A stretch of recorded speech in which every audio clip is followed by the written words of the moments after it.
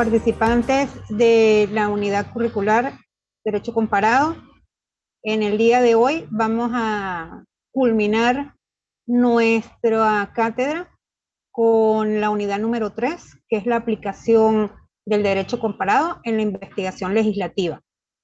Antes de dar inicio, quería hacer un comentario que participé en el chat del grupo, en el cual manifestaba que la última actividad, que era el estudio de casos prácticos, lo iba a sustituir por otra actividad que era una monografía.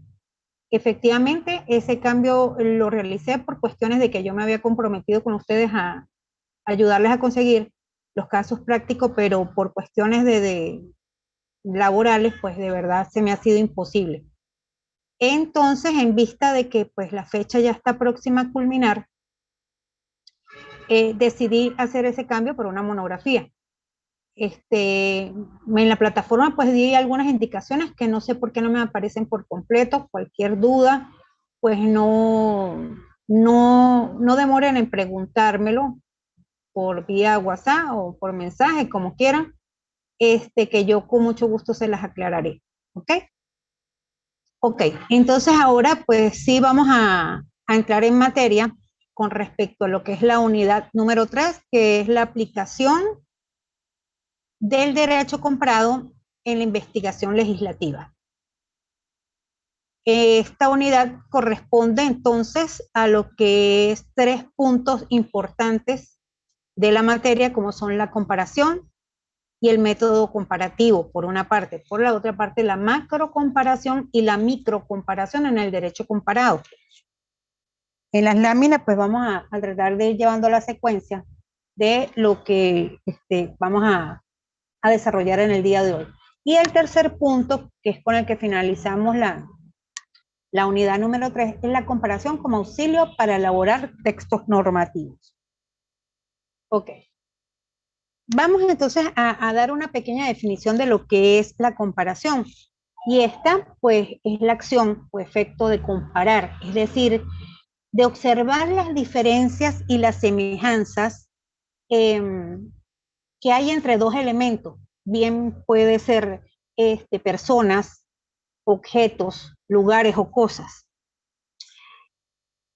La comparación viene o proviene del término latino comparare, del cual significa analizar una cosa al lado de la otra, ¿sí?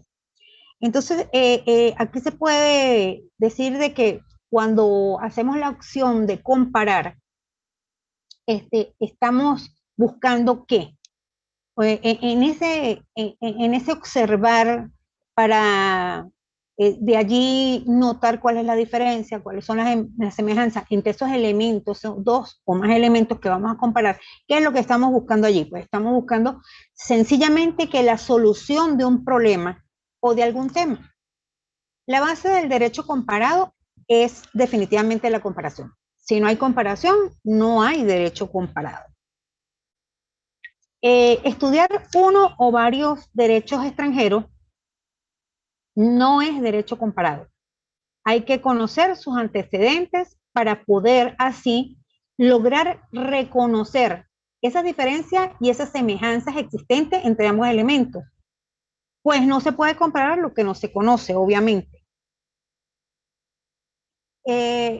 Aquí pues, en esta lámina que no es exactamente la misma secuencia de lo que estamos explicando, pero que me pareció oportuna colocar, es la segunda lámina, es un dato curioso que hay con respecto al derecho comparado. Entonces, lo catalogué, ¿sabías qué? Platón comparó 59 constituciones cuando en un inicio, en un antecedente histórico de lo que actualmente se llama derecho comparado y que para ese tiempo no tenía ese nombre, gran, bueno, sabemos que Platón tenía de filósofo, matemático, etcétera, entre esos juristas, logró hacer esas 59 comparaciones en distintas constituciones. Él ha sido como que para ese tiempo remoto uno de los precursores de lo que fue el derecho comparado y de la acción de comparar. En otro, ¿sabías que tenemos que Edward Lambert se convirtió en el jurista con la reflexión más especializada y pertinente para el derecho comparado? De hecho, que él de allí, pues sacó muchos tratados con respecto a lo que fue el derecho comparado, fue muy, muy nombrado para, estamos hablando del siglo XVIII, ¿no? Para esa época y pues dejó precedentes importantes en lo que es el derecho comparado. Y culminamos con el sabía que Napoleón Bonaparte, a la hora de redactar el Código Civil francés, conocido, más conocido que por el Código Napoleónico, convocó a muchos juristas que fueron propios y extranjeros, procedentes de las más diversas familias jurídicas. O sea, imagínense la connotación que tuvo el Código Civil francés, que influyó hasta en nuestro código, que actualmente aún poseemos como esos antecedentes o esos precedentes del Código Napoleónico. Ok, ahora sí vamos a seguir con lo que íbamos hablando inicialmente. Entonces, eh, en conclusión, vemos que en el derecho comparado se lleva a cabo un estudio, y ese estudio es el estudio comparado, que a finales del siglo XIX comenzaron a llevarse a cabo los primeros estudios del derecho comparado. Y en base a esto, se dan dos tipos de investigación. Cuando hablo de tipo de investigación, me estoy refiriendo a investigaciones referentes al estudio comparado. Y el primer tipo de investigación fue el estudio. Básicamente, cuando estamos hablando de una ciencia, pues tiene su inicio en el estudio de algo en específico. Y ese algo, pues debe tener algún tipo de problema o un tema que no tiene hasta el momento una solución. Y entonces allí es donde se busca, la investigación busca determinar cuál es el motivo o cuál es el planteamiento de ese problema, justificarlo para luego darle soluciones oportunas. Y el segundo tipo de investigación es el del análisis de fenómenos culturales de la comparación. Esto básicamente pues, es lo que se lleva a cabo en lo que es el estudio del derecho comparado, que nos permite realizar lo que es la comparación y por consiguiente llevar a cabo la función del derecho comparado y de la acción de comparar. ¿A qué nos lleva todo esto? Bueno, nos lleva a que el método comparativo es una de esas formas de ganar o de generar, no de tanto de ganar, es como de generar o refutar algunas teorías o algunas hipótesis que utilizan las comparaciones, ¿sí? Basadas en procedimientos análogos o los conocidos métodos científicos. ¿Para qué? ¿Qué es lo que se persigue? ¿Qué es lo que se busca mediante el método comparativo? Bueno, es probar la validez de esos argumentos, utilizando, por supuesto, la ciencia y el estudio de semejanzas y diferencias, que no es otra cosa que la comparación. Crecemos comparando cosas que nos rodean, ¿sí? Comparamos la luz, comparamos la oscuridad, comparamos distintos olores, distintos colores, distintas texturas.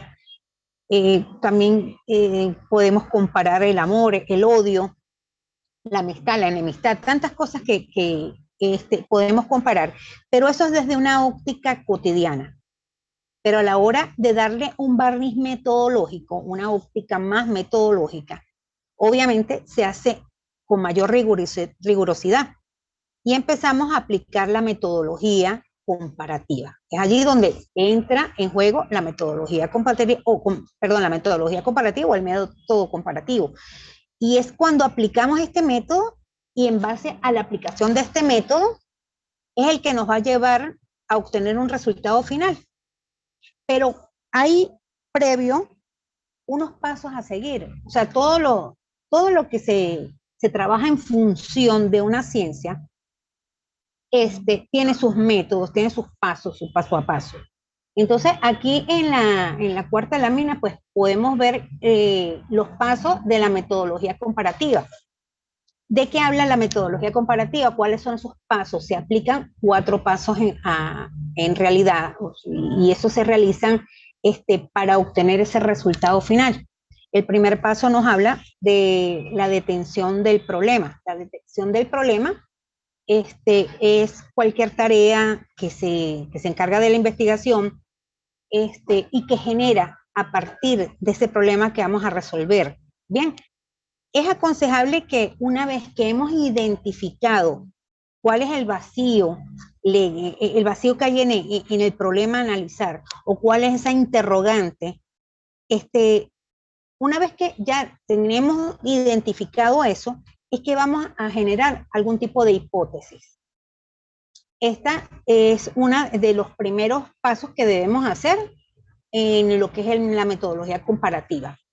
Posteriormente vamos a elaborar ese armazón teórico. Toda investigación o cualquier tipo de investigación nos va lo vamos a sustentar, lo vamos a sostener en ese andamiaje o en esa estructura de investigación, la cual nos permite formar un trabajo de análisis, de este análisis previo, y por medio de este andamiaje podemos crear esas hipótesis de partida. Se trata entonces de esas hipótesis de partida, la vamos a tratar desde nuestra realidad. Y de esa realidad de la cual vamos a elaborar esa hipótesis, vamos a crear un marco conceptual. Ese marco conceptual es el que nos va a permitir posiblemente definir las cualidades de los casos que vamos a contrastar. Y por último, tenemos también lo que es la elección de objetos de estudio.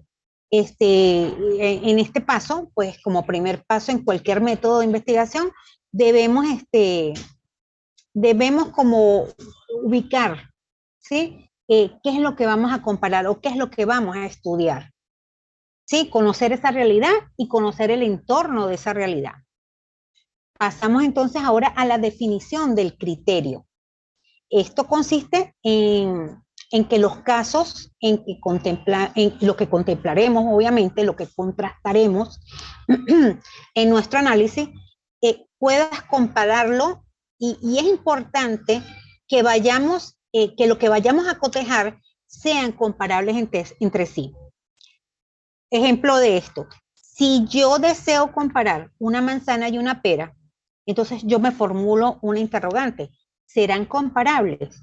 Obviamente sí las puedo comparar, pero las comparo porque son del mismo género, son frutas, poseen semilla, pero no las puedo comparar en su forma, ni las puedo comparar en su color, ni en su sabor. Allí no son comparables, ellas nada más me van a ser comparables en un solo género. Bien, así pasa con lo que son los derechos de varias naciones. Podemos extraer de algunos ciertas características, ciertas similitudes, pero no en todo porque allí pues las realidades pueden ser otras. Eso también, un ejemplo a esto, si yo de repente quiero comparar una piedra y un perro, jamás serán comparables ni en su género, ni en su forma, ni en su color, ni en nada, o sea, no tienen ninguna similitud y puede que exista alguna nación que no tenga nada que comparar con otra. Entonces allí pues habría que descartar porque estamos haciendo un trabajo en vano. Luego está el análisis de las variables, este es el corazón de la investigación. Allí en este paso, en el análisis de las variables, vamos a procesar o a proceder a comparar esas variables. Cuando estoy hablando de las variables, me estoy refiriendo a sus características, a sus cualidades, a sus propiedades observadas y que pueden adquirir diferentes valores. Aquí debemos tener claro que las variables se pueden clasificar en cuantitativas, en cualitativas, y estas a su vez dividirse en variables dependientes e independientes. Obviamente, pues cuando hablamos de cuantitativas, estamos hablando de lo que se puede reflejar en cantidad.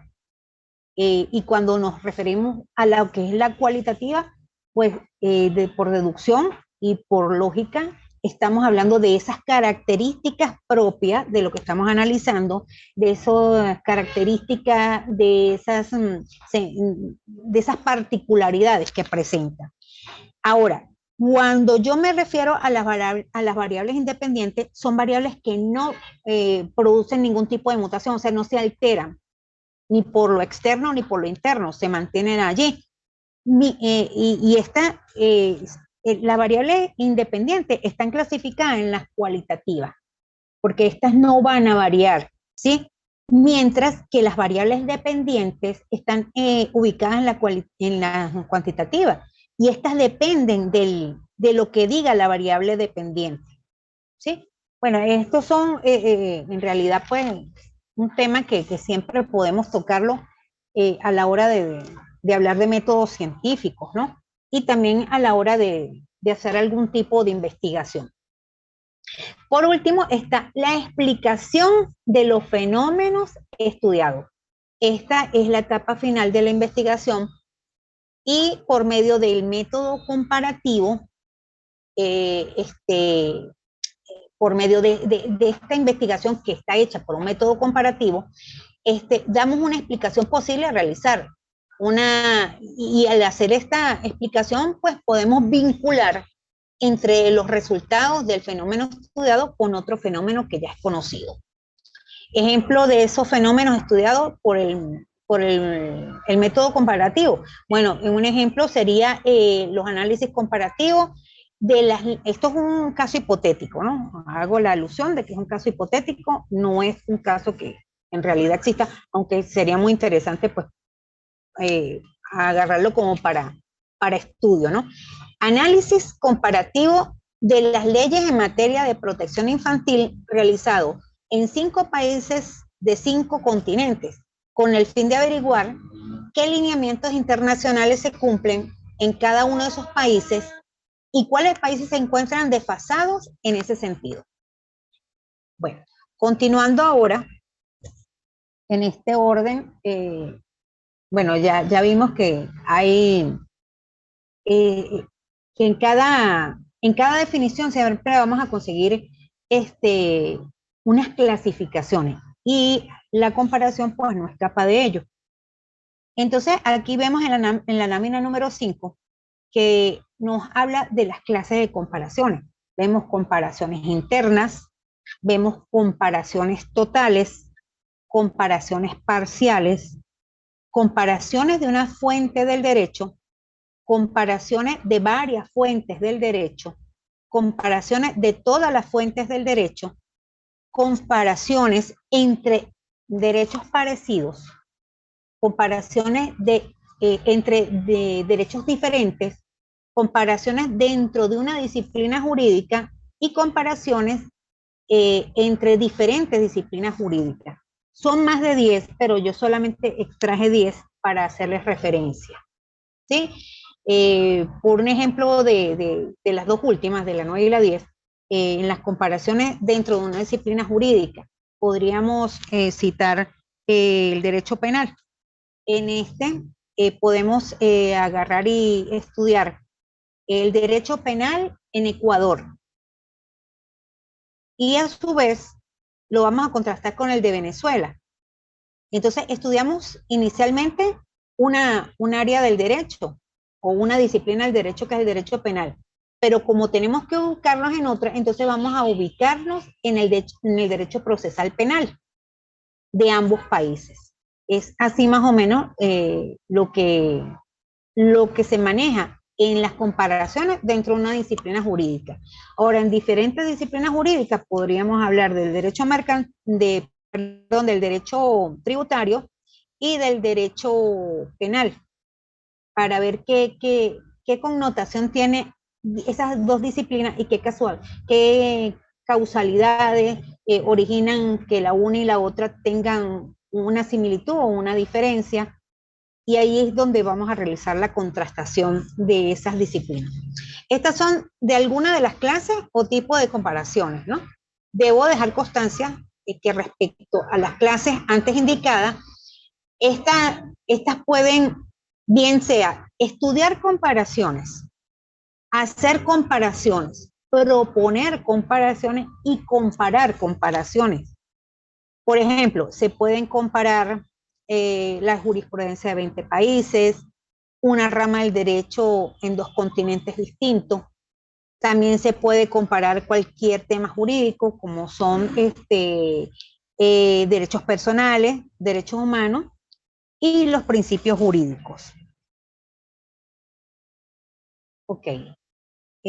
Aunado a todo lo que he expuesto hasta aquí, hay una disciplina que no podemos ni obviar, ni mucho menos la podemos desligar del derecho, y menos del derecho comparado.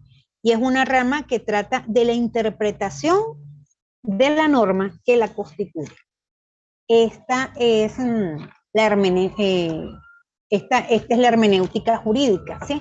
La hermenéutica jurídica se refiere a la interpretación del espíritu de la ley. Y el espíritu de la ley es el criterio interpretativo de las normas jurídicas, que atendiendo principalmente a la intención del legislador o a la finalidad que inspiró a su adopción.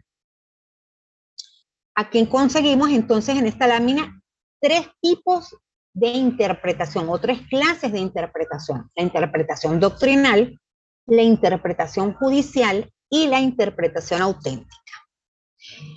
La interpretación entonces es una actividad netamente humana. Y aquí el sujeto o el autor que la realiza quiere dejar plasmado qué es lo que interpreta. Para hacer tal ejercicio, pues tiene que acogerse a estas clases de interpretación y encuadrarla o enmarcarla en el que más le atine o en el que más le sirva para lo que está interpretando o contrastando. La interpretación doctrinal es la que está practicada, como su nombre lo indica, en los doctrinarios, llámese teóricos, juristas, jurisconsultos, tratadistas, es decir, por los estudiosos del derecho. Para el jurista alemán Ludwig Egnesarus, la interpretación doctrinal se encuentra dividida en gramatical y lógica. Obviamente, por razones de tiempo y porque no corresponde tampoco a la materia, no vamos a entrar a ahondar en cuál es la gramatical y cuál es la lógica. Continuando entonces con las interpretaciones, conseguimos la interpretación judicial, que es la practicada por los jueces y por los tribunales para emitir sus decisiones. Cuando estoy hablando de decisiones, me refiero a todo tipo de sentencia y demás resoluciones. Cuando estoy haciendo mención de resoluciones, estamos conscientes de que también está incluido cualquier auto emitido por un tribunal. Sabemos que los autos también son algún tipo de sentencia, pero no con carácter firme como las sentencias en sí. Y obviamente, tanto las sentencias como las resoluciones deben ser motivadas jurídicamente, mediante las cuales esta interpretación queda plasmada en esa sentencia. En los países donde existe el recurso de casación, que Venezuela es uno de esos países, la interpretación judicial resulta obligatoria para los organismos jurisdiccionales del Estado a la hora de emitir una decisión en cuanto a un recurso de casación. Por último, tenemos la interpretación auténtica, que es la realizada por el propio autor, y es el propio autor de la norma. ¿Quién es el propio autor de la norma? El poder legislativo encarnado en el legislador. Él es un intérprete auténtico. En este caso, pues, el autor, como es el propio autor, y el propio autor en este caso es el juez o es el tribunal, lo hace con la mayor intención de dar luces sobre el significado verdadero de sus propias sentencias o de sus propias resoluciones. Continuamos entonces conociendo ahora otro de los puntos que son relacionados a lo que es la unidad número 3, y es la macrocomparación. La macrocomparación es una forma de hacer derecho comparado. Esta consiste en comparar grandes partes de los sistemas jurídicos o de las familias jurídicas.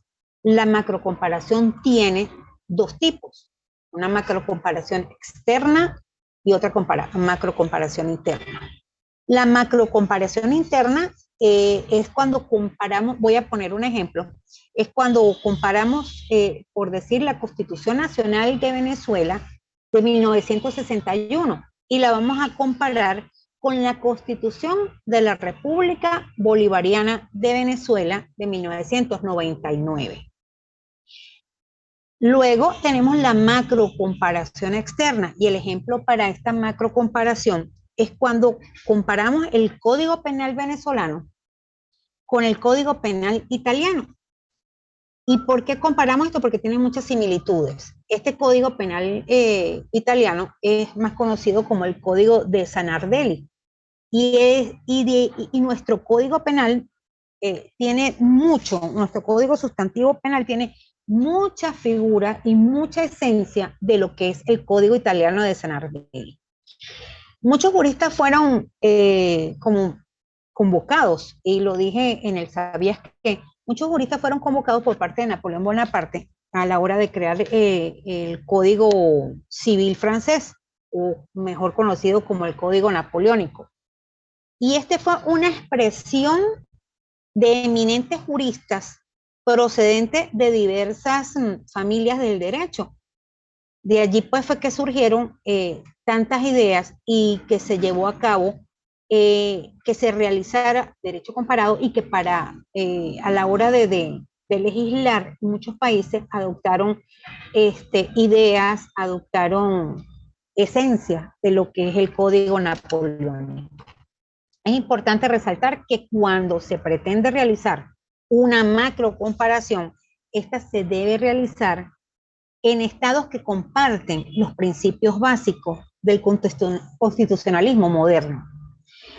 Y el constitucionalismo moderno es aquel que se genera o que gira en torno a ideas de la Constitución, ideas como la soberanía nacional, como un gobierno representativo, como aquellas donde está la Declaración de los Derechos del Hombre y del Ciudadano, los derechos humanos, donde existe la separación de los poderes, donde se le da prioridad a las formas de gobierno, y donde el rol del Poder Judicial y de las nuevas organizaciones del Estado, eso es a lo que atiende y a lo que debe estar presente a la hora de tener presente lo que es el constitucionalismo moderno, ¿sí?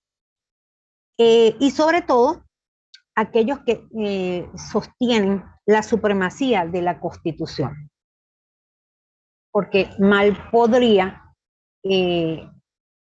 ubicarnos en hacer este tipo de macrocomparaciones con aquellos gobiernos que no llevan el constitucionalismo moderno como bandera, pues allí estaríamos entonces bastante desfasados y no conseguiríamos un resultado óptimo, sino algo más descabellado.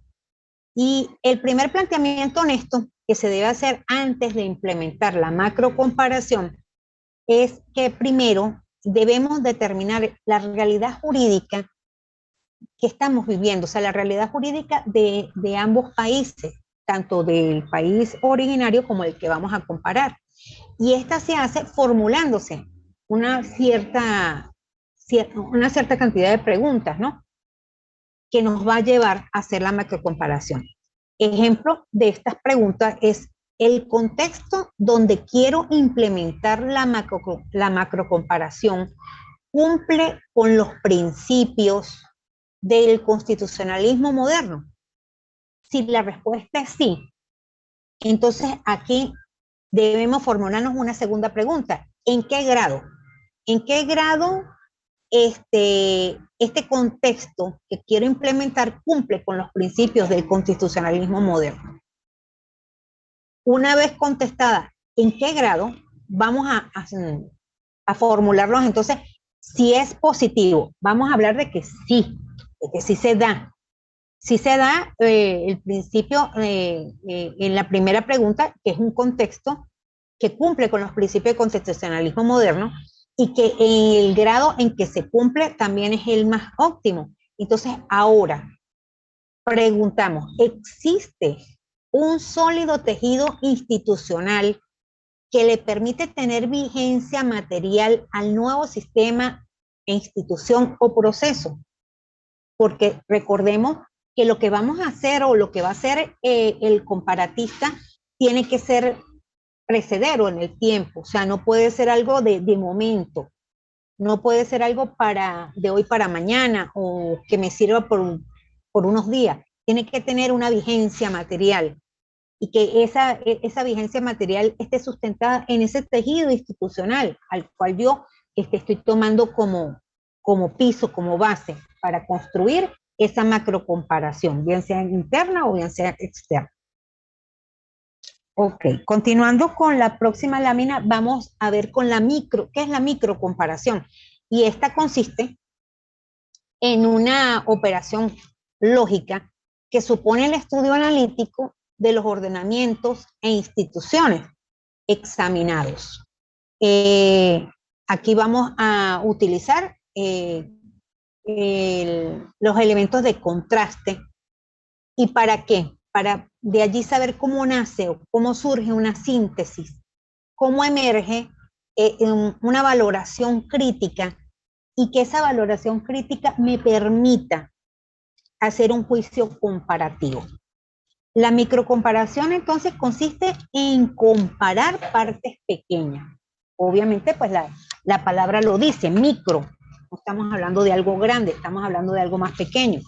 Entonces, cuando estamos comparando partes pequeñas de los sistemas jurídicos o de las familias jurídicas, podemos ejemplificarlo como que la microcomparación de una sección procesal en 5 sistemas jurídicos. Sí, porque estamos haciéndolo de manera no muy amplia, sino de manera más reducida. O sea, no estamos siendo tan ostentosos, sino un poco más ceñidos. Esta, al igual que la macrocomparación, tiene su microcomparación interna y su microcomparación externa. Cuando nos referimos a la interna es cuando comparamos pequeñas partes del derecho de un mismo estado. Y cuando hablamos de la externa, estamos comparando pequeñas partes del derecho de varios estados. Obviamente aquí en Venezuela no sucede, porque aquí pues nuestra ley es unificada, hay una unificación de criterio legislativo. Aquí no, cada estado no tiene una constitución, cada estado no tiene una ley distinta, todos manejamos la misma ley. Entonces aquí no sería aplicable la microcomparación. La microcomparación, por decirles algo, pues se pudiese llevar a cabo en Estados Unidos, que cada estado posee sus leyes, ¿sí? Y entonces allí pues pudiese llevarse de mejor forma o a feliz término lo que es la microcomparación en sus dos versiones, externa y interna, perdón. Ok, ahora hablemos de la importancia que tiene la comparación como auxilio para elaborar los textos normativos. Aquí pues el derecho comparado es importante desde la enseñanza hasta la praxis. Este hecho no puede aislarse de la función legislativa. La función legislativa sabemos que es función netamente del Estado y que desde mi perspectiva es donde tiene mayor impacto. ¿Por qué? Porque sobre todo si vemos en lo que corresponde a la creación de leyes que dan vida al Estado de Derecho, este es el encargado de regir todas las relaciones, tanto públicas como privadas. La comparación y la confrontación de ordenamientos legales va tras la búsqueda de similitudes y diferencias. Lo vengo diciendo desde el inicio de esta unidad. Va tras esa búsqueda de conseguir lo que se parece o lo que se diferencia, las características propias, las características comunes y lo que no corresponde con el uno y el otro, los cuales le han dado vida a los cuerpos normativos internacionales.